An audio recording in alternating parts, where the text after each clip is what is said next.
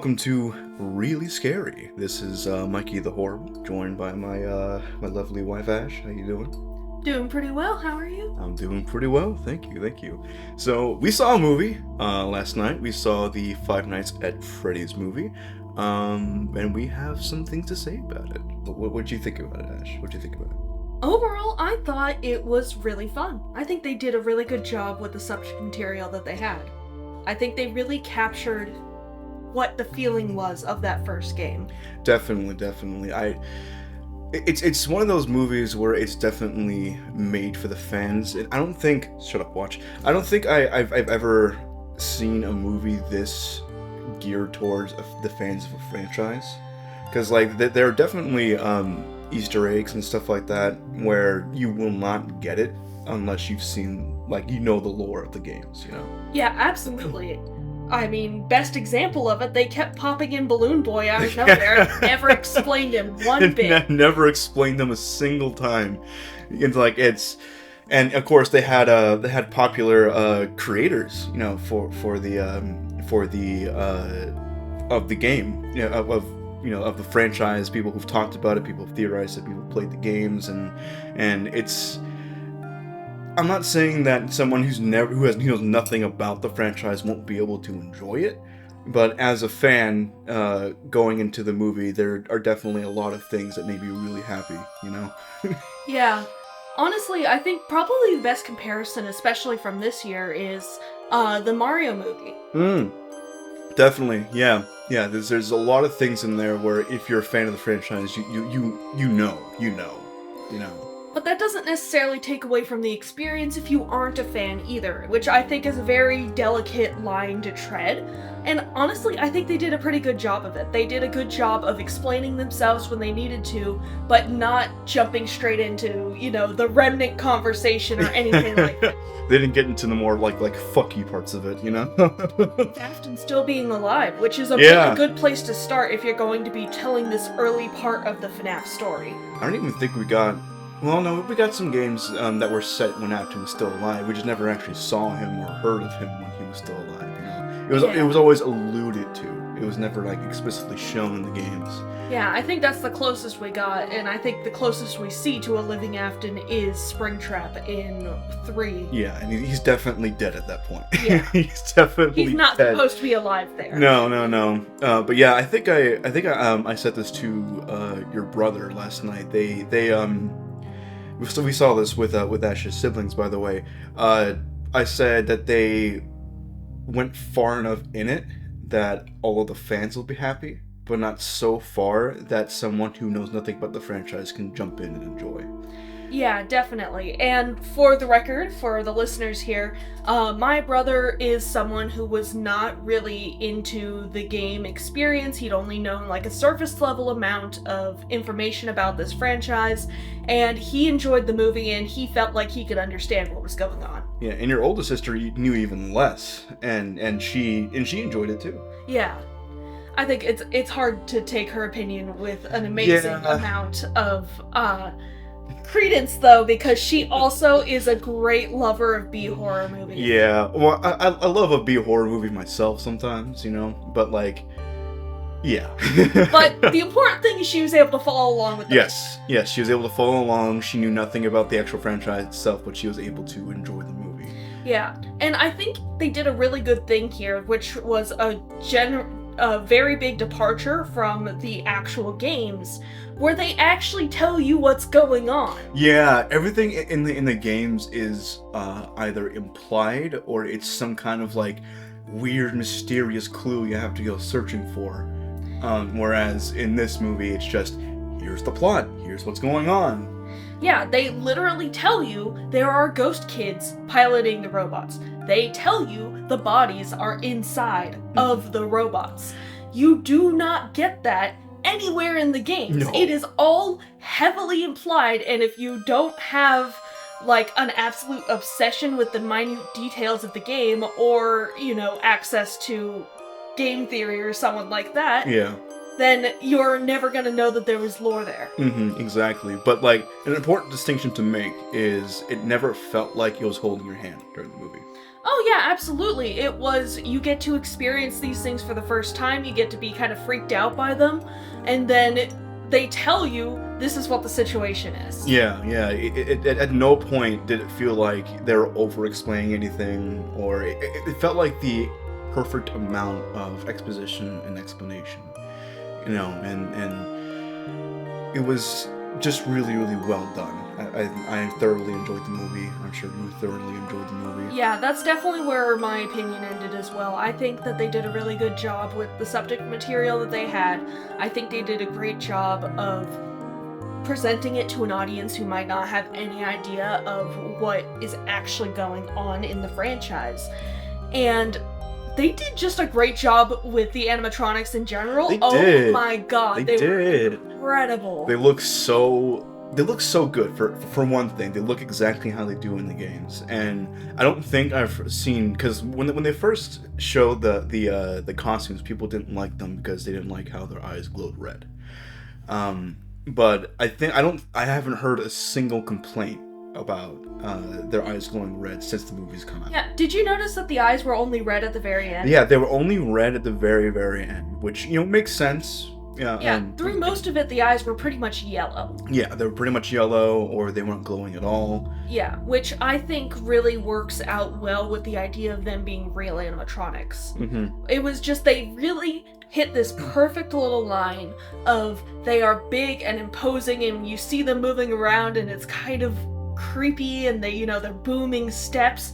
But also, when you get to see them interacting with the little girl in the movie, they look friendly, they look kind, Mm-hmm. and you can understand how they're supposed to be kids' characters, and you can really see both sides of that, and I think that is such a special thing that they've been able to capture there. Absolutely, they hit that duality of the characters. Because for anyone listening who doesn't know, Five Nights at Freddy's is very much based off like Chuck E. Cheese's, where it's set in a pizzeria. It's a kids' pizzeria. It's an arcade. We have these characters, Foxy, Freddy, Bonnie, and Chica, and they're supposed to be like animatronic performers, like you see at Chuck E. Cheese's. But at night, they wander the pizzeria and they become murderous. And they definitely came up with the design and also a framing and a directorial standpoint on it, where they're able to make them look nice and cutesy and fun, but also absolutely fucking terrifying. Yeah, props to Jim Henson's Creature Shop, because they are absolutely amazing. I love their work. We were fortunate enough to get to see these in person, actually. Yes, actually, yeah. We went to Halloween this year and got to see the Blumhouse show, where we got to go in and see these puppets up close and personal, and they are just beautiful. Mm-hmm. Also, what a bold move, by the way, to hold an event where you can go up and see these things like an inch away from your face. Like here's the things for this new movie. Come check them out. We dare you. They knew exactly what they were doing. They knew what they had in front of them, and they knew that it was just going to get people excited. Exactly, and it did. It absolutely did. It got me excited. I was so excited to see what they could do in the movie. And I think something that really surprises me is I don't think, because when we went to go see the suits at Universal Studios, the placards in front of them all said that they are animatronics. And you take a look at Foxy, for example, and there's no way a human person is getting into that thing, and the movements in the movie, like, they're impressive for animatronics. They're extremely impressive for animatronics. Yeah, I think that they I think that like Bonnie and maybe Chica actually did have suit components to them, though, where they could have an actual actor inside. Mm-hmm.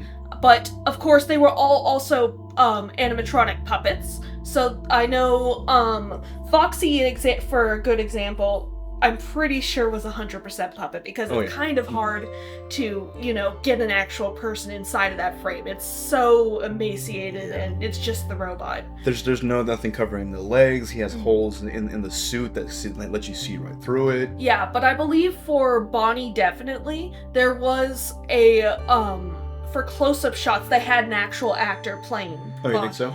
I believe so. I believe I read that. Okay, cool. And I mean, that kind of fits with the lore of the game too, anyway. Because you know that I think, if I'm remembering the Matt videos correctly, some of these were from like the original pizzeria, where it was like combination suits and animatronic. The spring lock suits, if you will. Yeah, I believe so. But also, important question. This is a horror movie.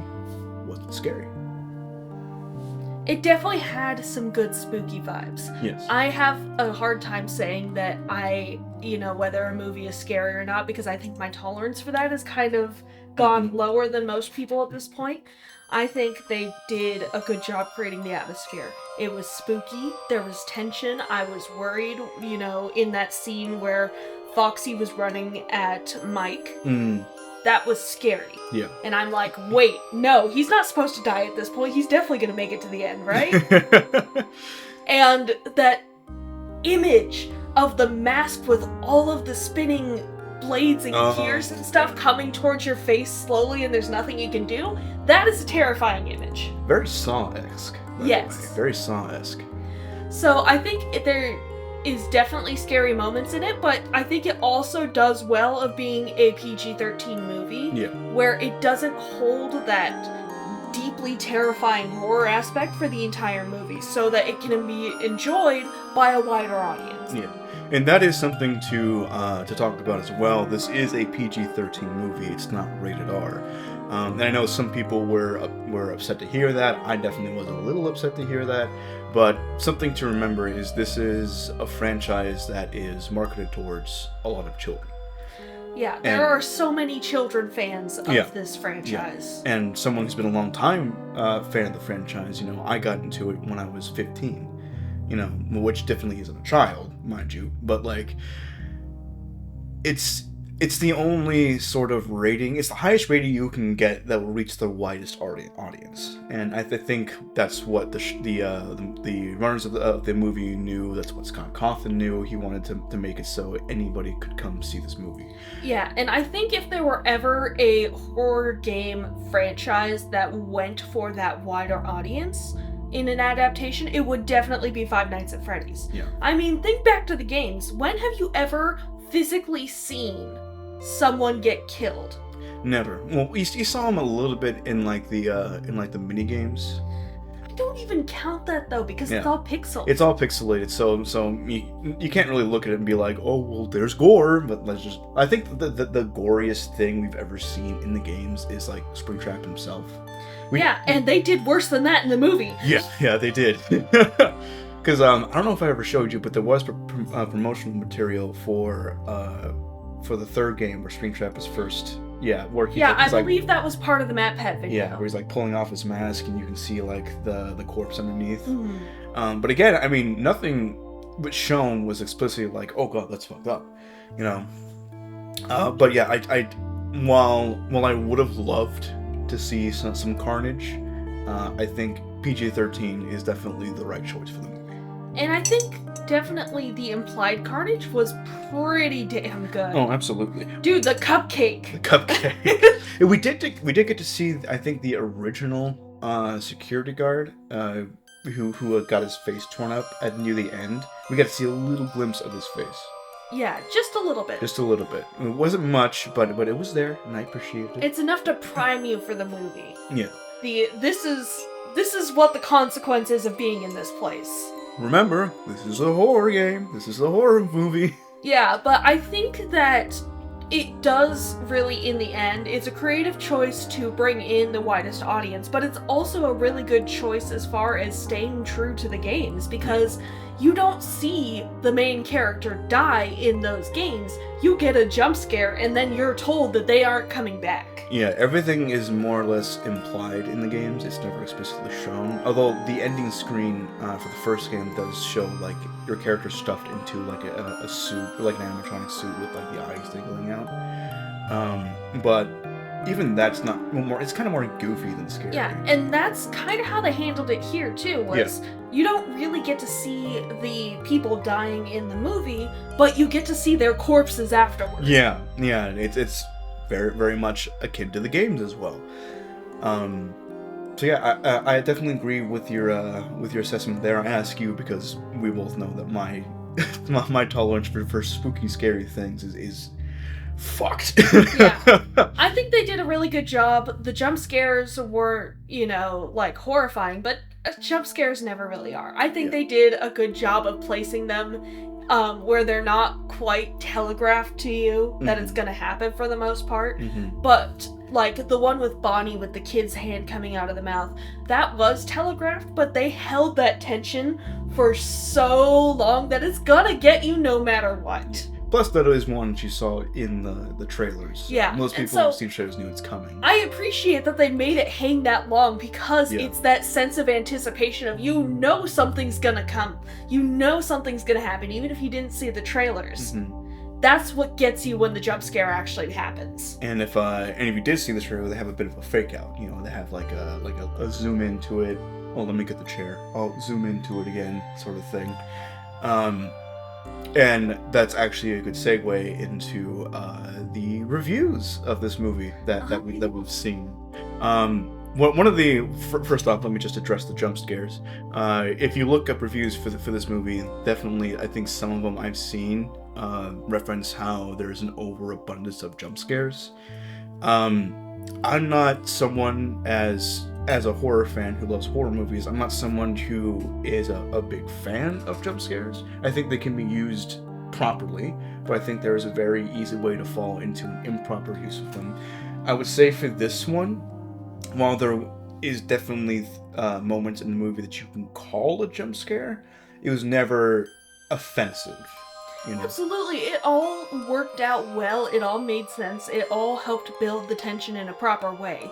As someone who has formerly seen The Nun, I don't think anyone should be able to reasonably call the FNAF movie an improper use of jump scares. Yeah. God, the fucking Nun. But no, definitely not. I wouldn't...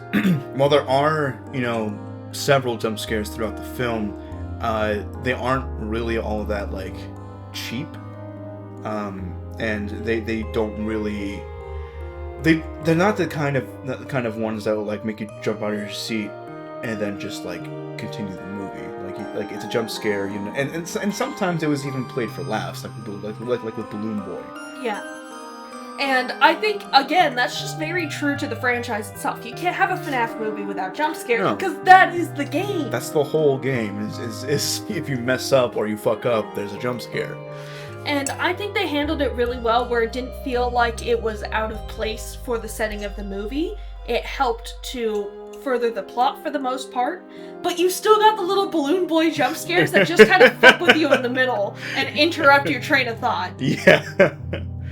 But anyway, that's a good segue. Let's look at some of the reviews for this movie. Now, my wife and I, Ash and I, have learned at this point that you can't really trust critic reviews, and that's kind of weird for me to say because we're kind of giving a review of the movie.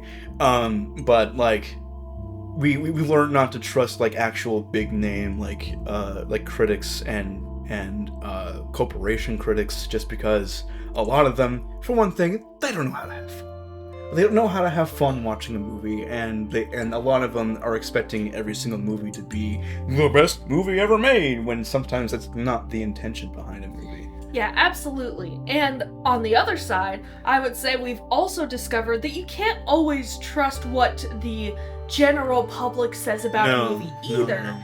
Because I think that most people in the general public also don't know what a good movie is. Yeah. I think we've seen so many movies just this year that got absolutely trash reviews, but we walked out, we went, oh my god, that was amazing. That was one fun. of the best movies I've ever seen in my life. For example, Renfield. No one on the critic sphere liked Renfield. We absolutely loved it. It was such a fun movie. And we got fucking Nick Cage as Dracula. Like, how the hell could you hate this movie? So we are here to give a perspective as movie lovers instead of critics. Absolutely. Let's take a look at some of these reviews. So I have Rotten Tomatoes pulled up here. We got one here. The plot is dingy and full of holes as a 10-year-old pair of underpants and about as much fun to watch. What the fuck? Like, I get what they're going for like that kind of comparison, but also calm down, dude. Calm down. What do you mean it was full of plot holes? It's not full of plot holes. Like, sure, there are points where it's like, oh, they could solve it by doing this. Why are they doing this? But they actually explain quite a few of those. Yeah. With the backstory of Vanessa. Yeah. And some things to remember is, you know, every movie is going to have plot holes. Absolutely. Because if the character just takes the easy way out, you're not going to have a movie, you know? And I don't think that there were... obviously there were plot holes in the movie, but there definitely weren't a ton of plot holes. It wasn't so glaring that it takes you out of it. It wasn't offensive. I think I actually highlighted one of them on our drive home last night, where I was like, a lot of people died around Mike. You know, yeah. his aunt who's trying to take the custody of his sister died. This police officer got fucking stabbed that was around him. His babysitter died. Like, is he never gonna get investigated for these? But that was just something that, you know, my brain thought of, but it wasn't like I thought of it and then it took me out of the movie. Yeah, and I mean, if anything, that's the ending. Yeah, that's the ending. And I would say that's the only thing that really constitutes a glaring plot hole, but at the same time, we've had this sort of theme of people dying and just no one realizing it because they're in the pizzeria. Yeah. And I mean, that's somewhat akin to the games too. You know, people die and no one faces repercussions for it. At least no legal repercussions for it. Yeah, because that's not part of the game. No one cares about that. That's not part of the story. You know, we never get like a game. William Afton goes to jail. Like, we never get that. Anyway, here's another one here. I'll just skip down over here because I saw this one earlier and I think it's going to be fun to talk about.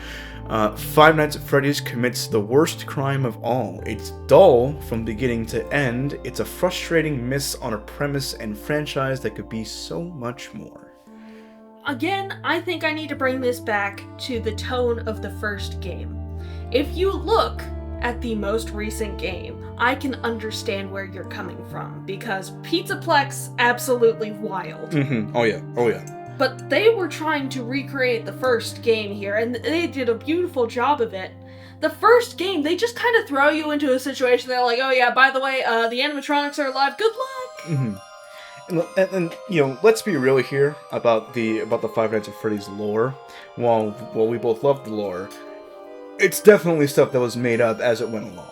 Oh, absolutely. Like, I don't think Scott Cawthon planned, you know, remnants and replacing people with androids from the first game. Yeah, absolutely not. You know, and this is definitely what the movie's based off of. It's based off the first game, and a little bit after that, because, you know, we don't get like the animatronics are possessed by the spirits of dead children in the first game. But like it's definitely modeled after the first game. Yes, and the first game, the entire atmosphere was you're in this dull, dingy office space just trying to keep the animatronics out, because when they get too close, you die. Yeah.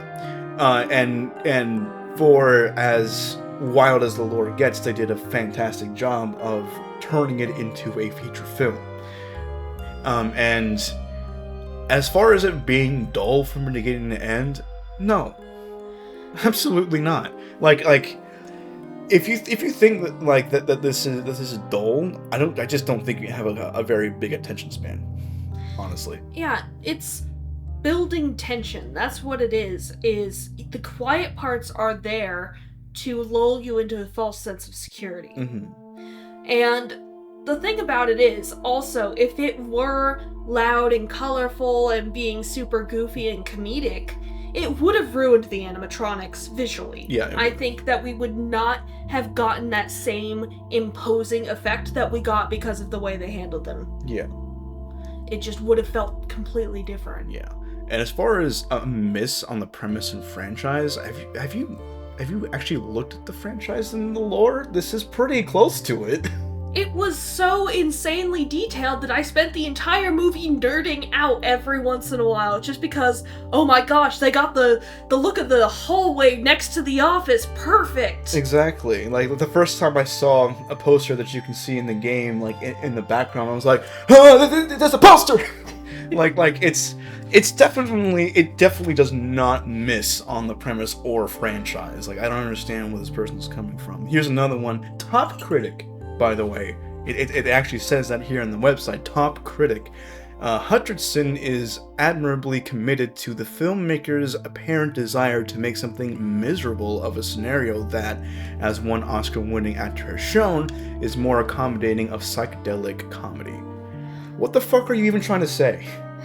Yeah, but also, why blame the actor here? Because clearly this was the director's intention. Exactly. The actor was contracted to act in a movie. He doesn't have a say in the writing. He doesn't have a say in the directorial process. Yeah, and we've seen interviews with, I believe, one of the head writers who said that all of the actors were such a pleasure to work with and were absolutely perfect for the roles as written. Exactly, and like I said before, are you just trying to say that this is a horror comedy or like a really out there comedy? Because this definitely isn't a comedy.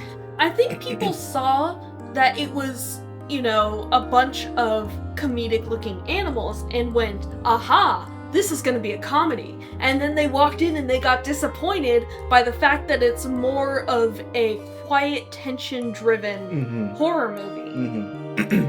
Because, yes, they sure look like they belong in some sort of kids event. Yeah. But that was never really the point. That's never the point. Like that's part of the story, but like you never meant to focus on that for too long.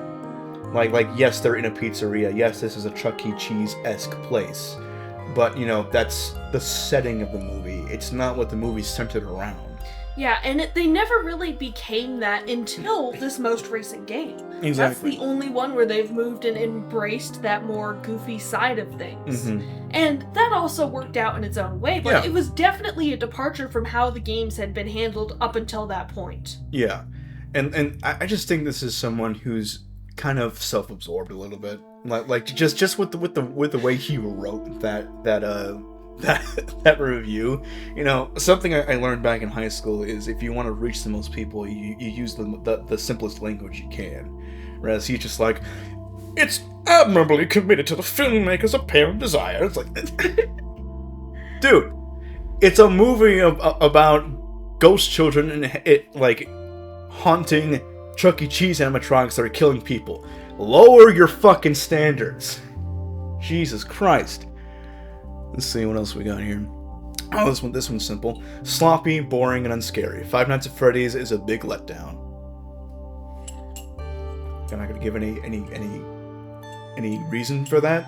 What do you mean sloppy? Everything was so delicately balanced. It was so well written, you know. It was so well written, it was so well directed, so well like put together. I don't see what part of this movie is sloppy.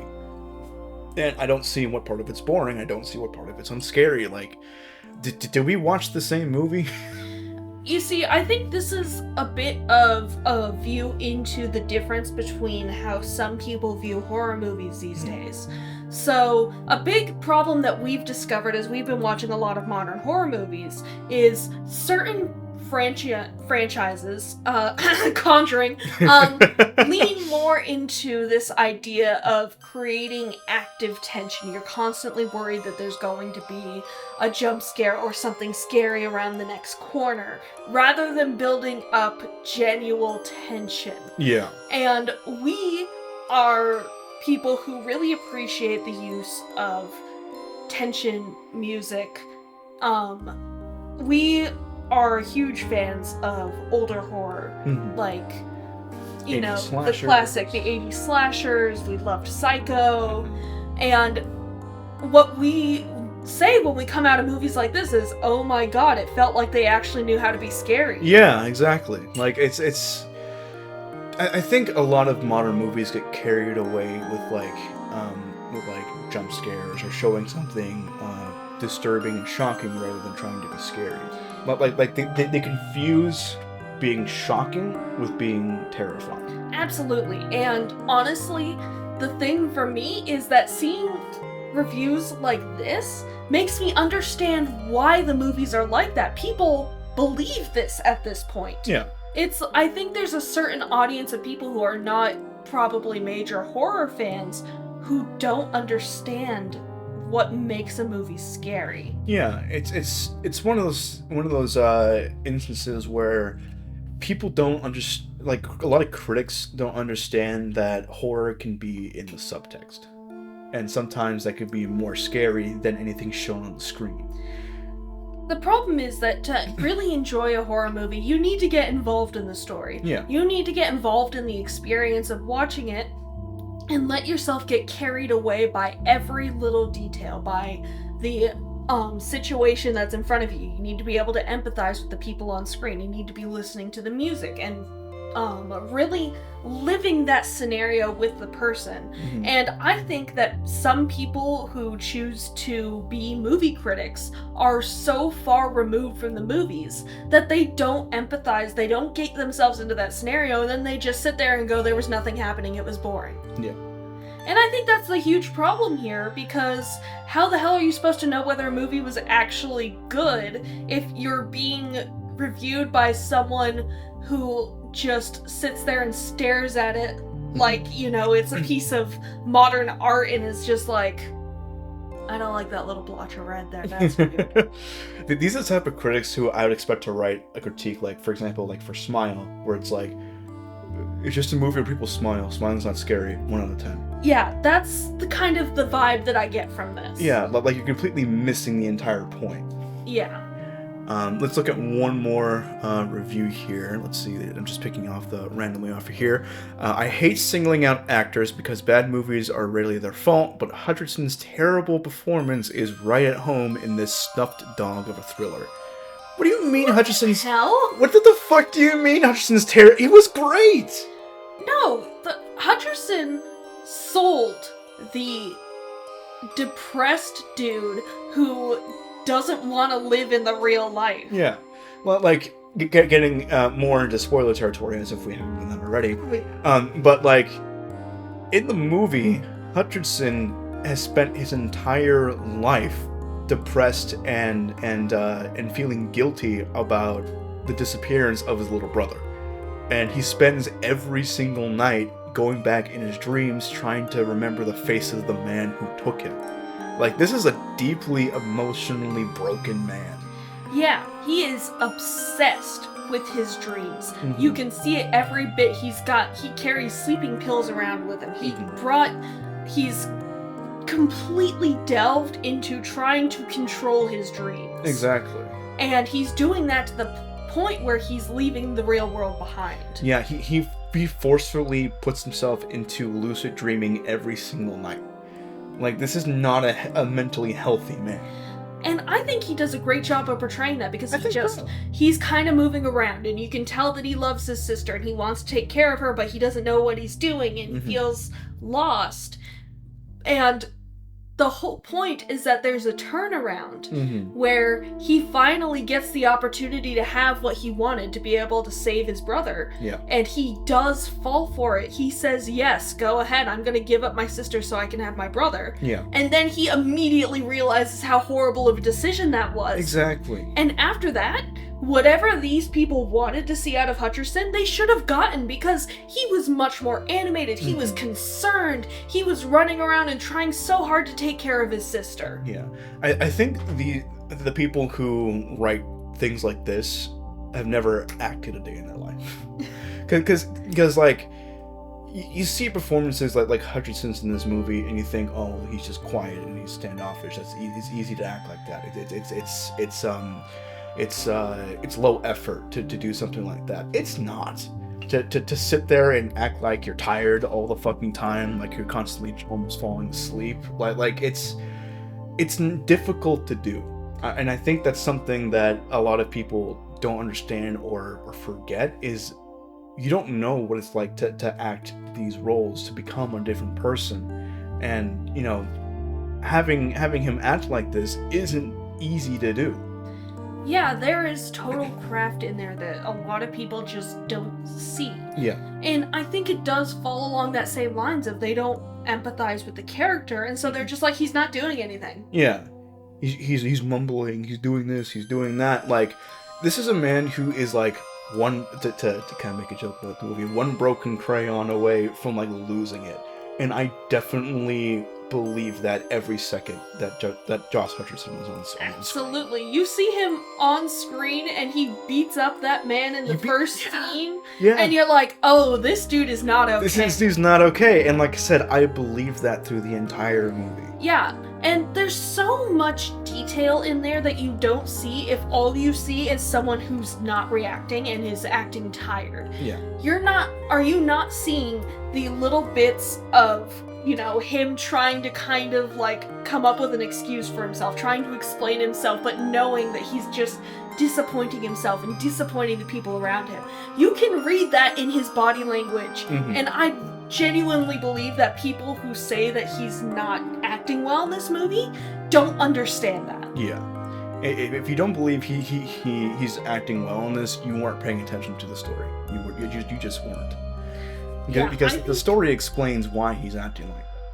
I think he played it perfectly for what his character was in this instance. And honestly, I think that it's a great opportunity for there to be, hey, this is the kind of person that ends up in a role like this and stays. Yeah. Because that has been a regular joke throughout the franchise Mm-hmm. of, why would anyone come back after the first night? Exactly. They gave him a reason. Uh-huh. That is a huge plot hole that they could have had. Yeah. Where if he just saw weird things happening and he hated the job, why would he come back? Yeah. But he's coming back because of his brother. He's coming back exactly. because of how mentally broken he is. And he thinks that this place has the answer. But that's a good point. That's something I hadn't even thought of. Is, you know, that is a huge plot hole in the original games, where it's like, you know, if this is such a bad gig and you have these murderous animatronics, why do you keep coming back?